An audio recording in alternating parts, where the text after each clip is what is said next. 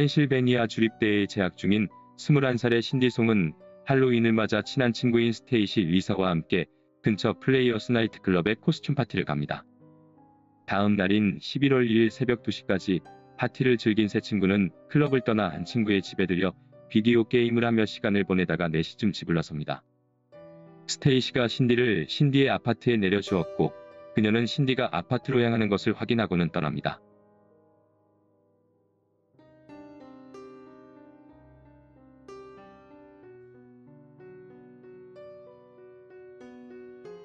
(1980년에) 한국에서 태어난 신디 송은 한국에서 자라다 1995년에 친척들이 거주하는 버지니아로 유학 오게 됩니다. 고등학교를 마친 후 펜실베니아 주립대에 진학하여 그래픽 디자인을 전공하게 된 신디는 다른 학생들처럼 파트타임으로 일도 하며 바쁜 대학 생활을 하고 있었습니다. 신디의 친구들은 평소 성실한 신디가 이틀 동안 학교에 나오지도 않고 파트타임 일도 빠지자 경찰에 실종 신고를 합니다. 경찰은 수사를 시작했지만 신디의 아파트에는 저항이나 침입의 흔적이 없었습니다. 아파트에서 그녀의 백팩과 옷, 속눈썹 등이 발견됐지만 머리에 착용했던 버니머리띠는 발견되지 않았습니다. 신디의 지갑 및 크레딧카드, 운전면허증 또한 발견되지 않았습니다.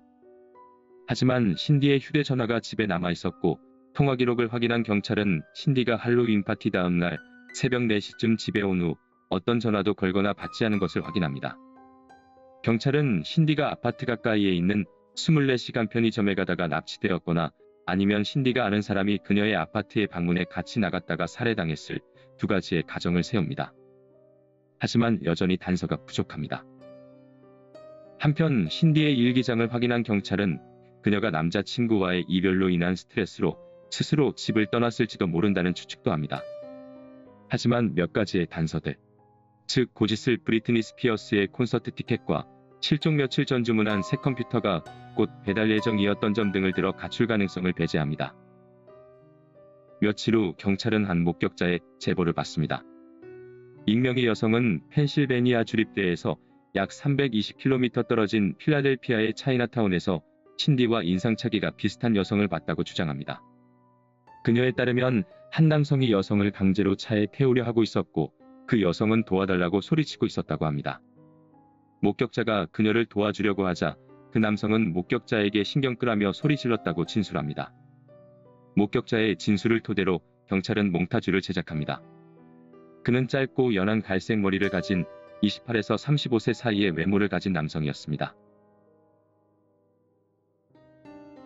신디를 찾지 못한 채 2003년이 됩니다. 어느 날 경찰은 정보원인 폴 위클리로부터 한 제보를 받습니다. 폴은 휴고 셀렌스키와 마이클 커쿠스키가 펜실베니아 주립대에서 한 여성을 납치해 살해했다고 주장합니다. 폴은 말하길 휴고와 마이클이 신디가 플레이보이 코스튬을 입고 걸어가는 것을 보고는 매춘부라고 착각해 그녀를 납치해 휴고의 집으로 데려갔다고 합니다. 그들은 신디를 가두고 며칠에 걸쳐 폭행한 후 그녀가 죽을 때까지 방치했다고 폴은 진술합니다. 진술을 들은 경찰은 휴고 셀렌스키의 집을 수색하고 끔찍한 발견을 합니다. 휴고의 집 마당에서 까맣게 탄 5구의 시신을 발견한 것입니다.